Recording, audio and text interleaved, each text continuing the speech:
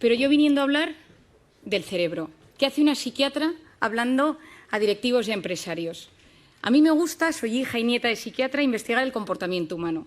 Voy observando lo que va sucediendo en el mundo emocional, en el cambio en la población, e investigo qué subyace, qué va pasando, buscando las bases humanistas, biológicas, neurocientíficas del ser humano.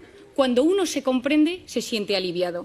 Y el problema que nos sucede muchas veces es que como seres humanos nos van sucediendo cosas, vamos sintiendo cosas, van surgiendo síntomas en nuestro cuerpo y no entendemos nada. Tengo 20 minutos para intentar explicaros cómo funciona nuestro cerebro y cómo funciona nuestro cerebro en este mundo digital tan apasionante. Y con esas ideas que os voy a dar, transmitiros unos tips, unos pequeños consejos para que el mundo digital saque lo mejor de nuestro cerebro y no lo peor de nuestro cerebro. Quizá alguno me haya escuchado en alguna ocasión y yo siempre hablo de una hormona, que es la hormona del cortisol. El cortisol es la hormona del estrés. Se activa en los momentos de amenaza, en los momentos de reto. Si uno va por la calle y le atracan, sube el cortisol. Si a uno le llaman por teléfono y dice que su empresa se ha quebrado en bolsa, sube el cortisol. Si a uno le llaman por teléfono y le avisan que su hijo ha tenido un accidente en el colegio, sube el cortisol. Esta hormona es clave en nuestra vida porque interactúa con todo el organismo. Es una hormona cíclica. Por las noches es baja y tiene que ser bajita para que yo duerma. A lo largo de la noche sube hasta las 8 de la mañana, que tiene su pico más alto.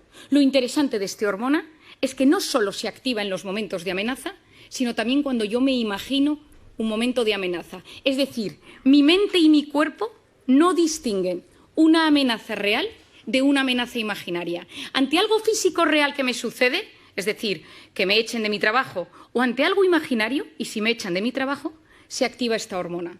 Y esto es un problema. Porque el 90% de las cosas que nos preocupan nunca, jamás suceden. De hecho, es el 91,6%. Pero nuestra mente y nuestro cuerpo lo viven como si fuera real. Si pensamos en la pandemia, donde todos hemos tenido miedo, y el miedo cambia nuestro cerebro, nos intoxica de cortisol, todo nuestro organismo y nuestra mente se han transformado. Es decir, yo lo llamo la intoxicación de cortisol. Esta hormona toma las riendas de mi cuerpo y empieza a cambiar mi cuerpo y mi mente. Se me cae el pelo, me tiembla el párpado, tengo gases, me cambia el aparato intestinal, se me inflaman las articulaciones, me duele la espalda. Es decir, todo mi organismo responde a esta intoxicación de cortisol. Y por otra parte, a nivel psicológico, estoy irritable, tengo fallos de memoria, de repente me encuentro triste, duermo mal, despertares nocturnos, estoy inquieto por cosas. Y durante 5 años me he dedicado a investigar el cortisol, cómo bajar el cortisol, porque vivimos en una sociedad intoxicada de cortisol. Y la intoxicación de cortisol genera inflamación en el cerebro y en el organismo. Gastritis, gastroenteritis, amigdalitis. ¿Cuáles son las vías de escape? Y ahí es donde voy. Yo durante mucho tiempo he investigado cómo de forma sana conseguir equilibrar esos niveles de cortisol. Pero nos dimos cuenta, y muchos neurocientíficos a nivel mundial nos hemos dado cuenta, que la pantalla nos alivia. Y esto es clave. Lo que sucede en la pantalla son gratificaciones instantáneas. Yo quiero algo y lo tengo, y lo siento. El cofundador de Facebook, Tim Parker, reconoció en un evento médico en Filadelfia hace unos años: creamos Facebook para generar adictos. Nos dimos cuenta de la vulnerabilidad del ser humano, de cómo el ser humano necesita sentirse querido. El ser humano necesita sentirse reconocido, porque nada mueve más al ser humano que alguien te quiera o que crea en ti. Y dijimos, creemos Facebook. Subes una foto y la gente le gusta, y la gente te comenta, y la gente te pone likes. Pero ¿qué hemos descubierto? Que hay una hormona que subyace en el comportamiento de las pantallas. Y hoy estoy hablando de la pantalla, en esta primera parte, la pantalla como redes sociales, videojuegos, Instagram, noticias, mails, WhatsApp. Y aquí entra la dopamina. La dopamina es una hormona maravillosa en muchos aspectos porque es la hormona del placer. Es la hormona que está involucrada en las relaciones sexuales, en la comida rica, en el vino, en los videojuegos, es decir, en cosas que nos hacen pasarlo bien, que nos hacen disfrutar. Y funciona de una manera muy particular. A mí me apetece tomarme una copa con unos amigos y empiezo a generar dopamina. Y en el momento que tengo esa copa, que ya me tomo eso con mis amigos, tengo mi pico de dopamina y de repente tengo un gran bajón. ¿A quién no le ha sucedido que tiene un momento muy bueno en algo y de repente tiene ese bajón después? El alcohol, la cocaína, las drogas, los videojuegos, las redes sociales, la pornografía. La dopamina es la hormona de las adicciones. Cada vez que yo recibo un like, cada vez que yo recibo comentarios en mis redes sociales y recibo cosas gratificantes, tengo chispazos de dopamina. Es decir, la pantalla fue diseñada para ser adictiva y a día de hoy tratamos en consulta la adicción a la pantalla con la misma medicación que la adicción a la cocaína. Ojo, van por los mismos circuitos cerebrales. Esto lo cuento porque es importante que lo entendamos.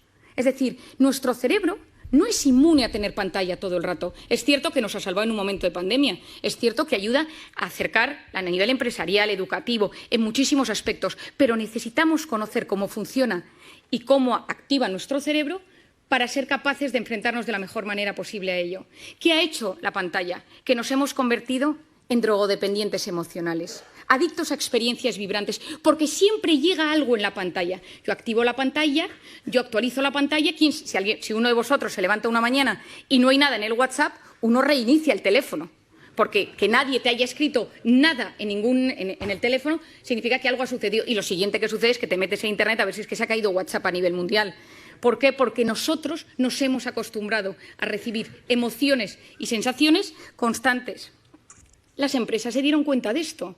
Facebook, Google, todas las empresas de Silicon Valley, Palo Alto, todo el mundo vio que esto era importantísimo. ¿Y qué sucede hoy en día? Que hemos transformado la economía mundial en la economía de la atención.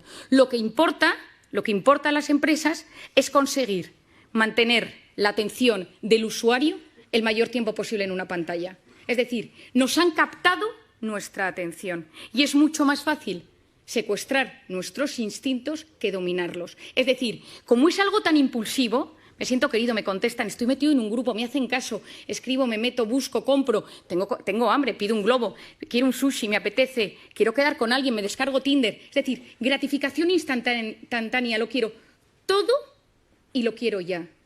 Y si nos damos cuenta, las dos únicas cosas que realmente nos hacen felices en esta vida, las dos únicas cosas que realmente llenan el corazón del ser humano, son el amor de pareja, el amor a los padres, el amor a los hijos y el trabajo bien hecho. Y ni el amor ni el trabajo son a base de gratificación instantánea. Son todo lo contrario. Pospongo recompensa, paciencia, esperar a no recibir todo el rato lo que busco y lo que quiero. Tiempo, tiempo, tiempo. Y hoy en día no sabemos esperar. Y hay otra zona del cerebro que es fundamental que os explique. Y se denomina la corteza prefrontal. La corteza prefrontal es esta zona delantera de nuestro cerebro y es la zona que se encarga de la atención, de la concentración, de la resolución de problemas y del control de impulsos. Nada, es la que se encarga de que seamos seres superiores. La que yo de repente voy caminando en un restaurante y tengo apetito y veo que mientras voy por el pasillo que un señor está comiendo y no le quito la comida del plato. La que hace que yo de repente me apetezca comprarme algo y no me lo compro. Que de repente veo a una persona que me gusta por la calle, estoy casado y digo, no me conviene porque estoy comprometido con otra persona. Esto es la corteza prefrontal. Es el centro neurálgico de la voluntad. Pospongo las cosas o las retiro de mi camino porque no me convienen.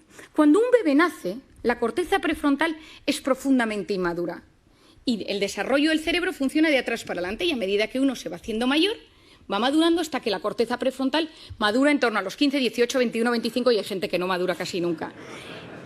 En las mujeres madura antes, en los hombres madura después. La corteza prefrontal se activa en un bebé de tres maneras. Es decir, ¿cómo activas la atención de un bebé? Con tres cosas: luz, sonido y movimiento. Si alguno tiene un bebé o ha tenido un hijo, se da cuenta, de repente el hijo está en su hamaquita, pasa el padre, pasa la madre y gira la cabeza. Presta atención. De repente se enciende una lucecita, presta atención, escucha una música y activa su atención. ¿Qué queremos nosotros con la corteza prefrontal de nuestros hijos?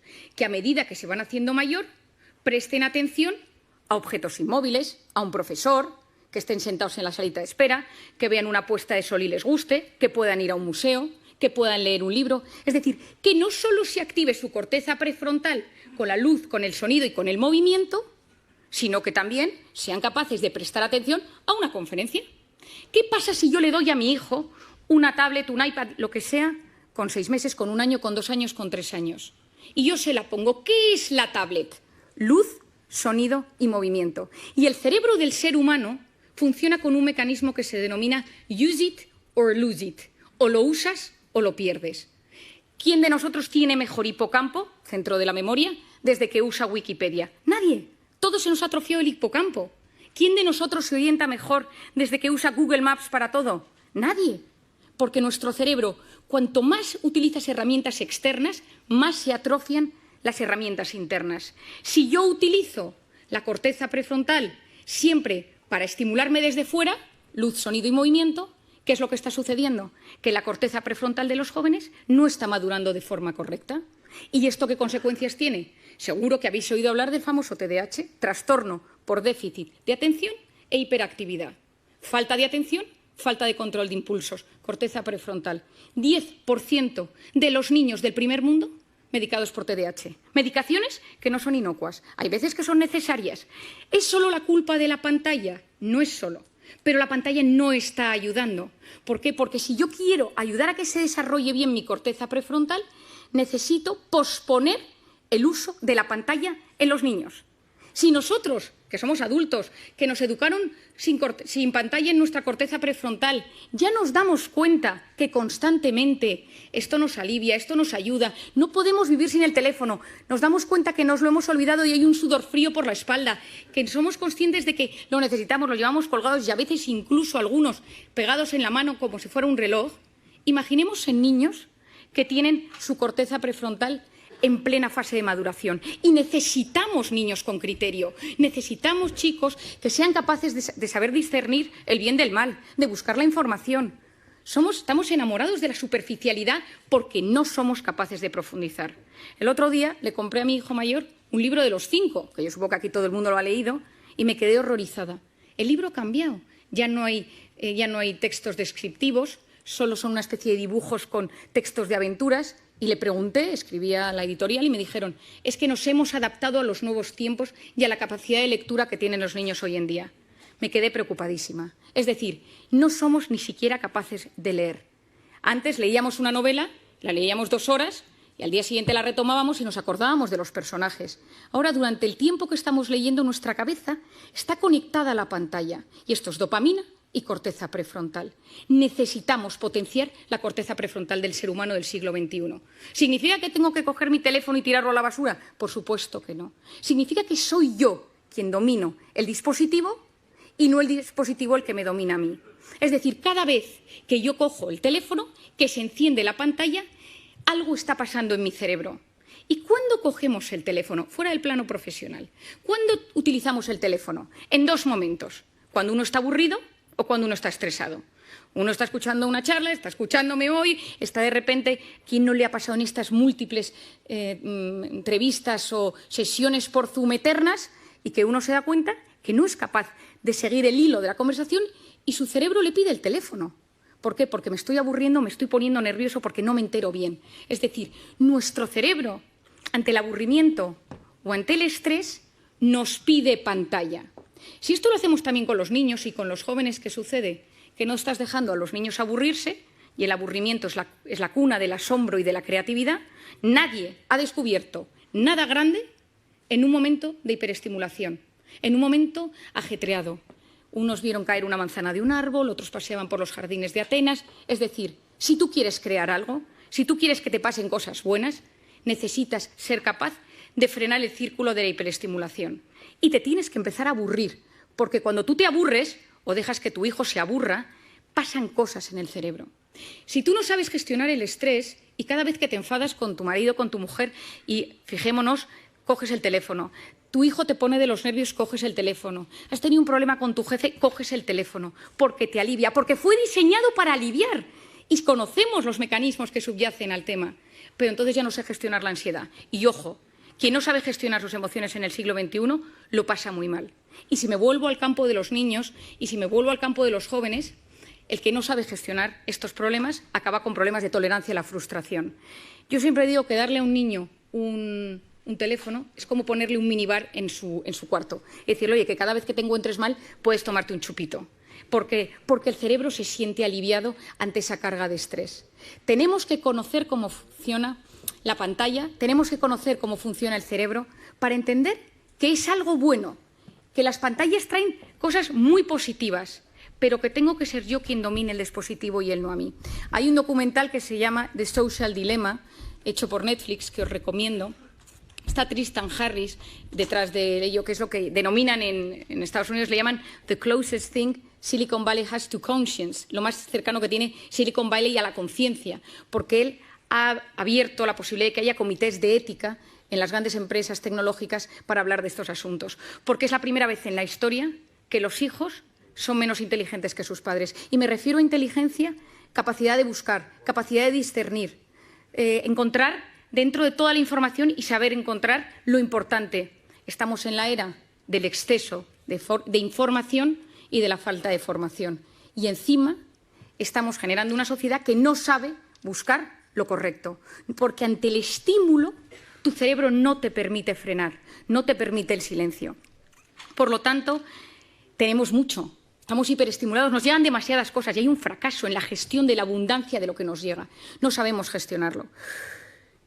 ¿Qué creo que es lo importante? ¿Qué ideas os daría? La primera de todas, que yo la he recomendado en todas partes, en mis conferencias, en mis libros, a todo el mundo, quitar las notificaciones de la pantalla. Porque las pantallas, cada vez que nos llega algo, que puede ser un grupo del colegio de mi hijo, puede ser un grupo de amigos del tenis de los sábados, es decir, son cosas que hacen pequeñas activaciones de la corteza prefrontal que a la larga me la debilitan. Y que recordemos esto, necesitamos una sociedad con una buena corteza prefrontal. Potenciar esa corteza prefrontal posponiendo la recompensa.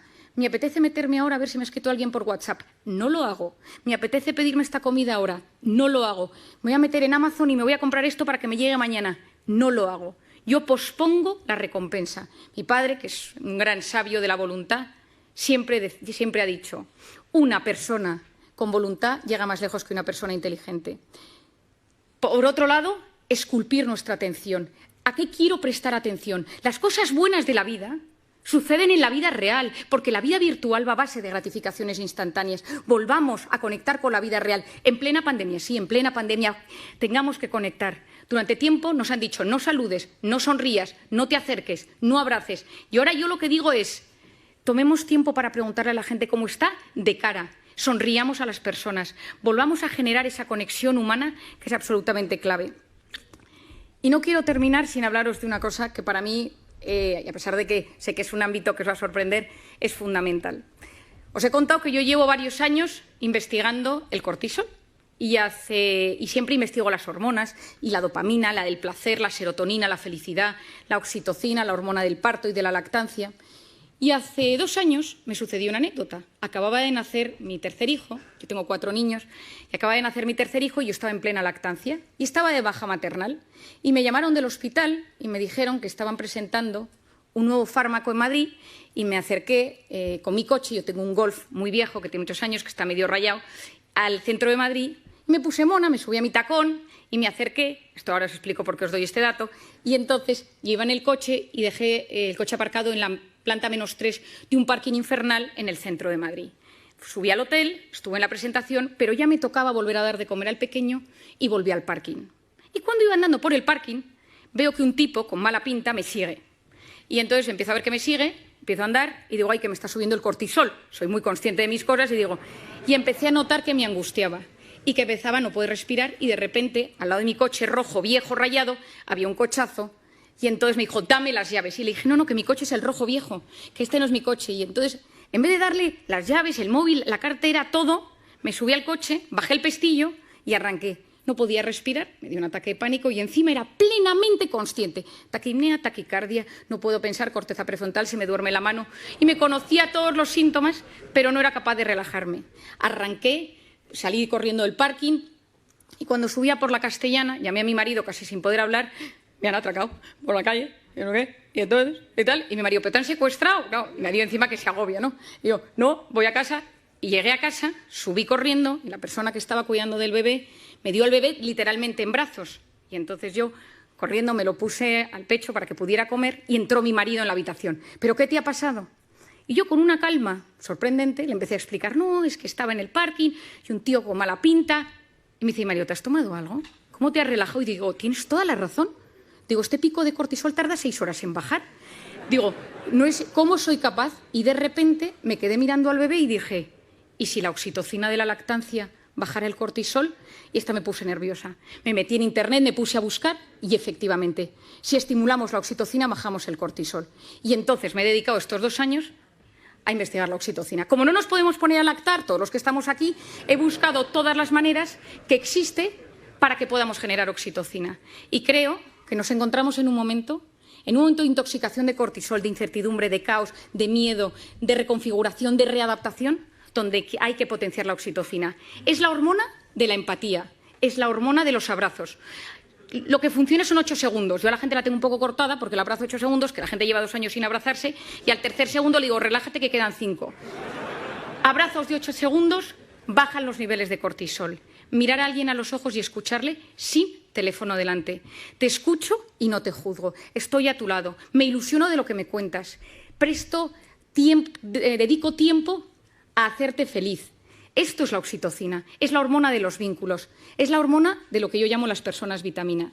Por lo tanto, en esta sociedad, en este momento donde todavía hay mucho cortisol, donde todavía hay mucho miedo, donde nos estamos adaptando, volvamos a la vida real. Potenciemos la oxitocina de las relaciones humanas y convirtámonos en personas vitamina. Muchas gracias.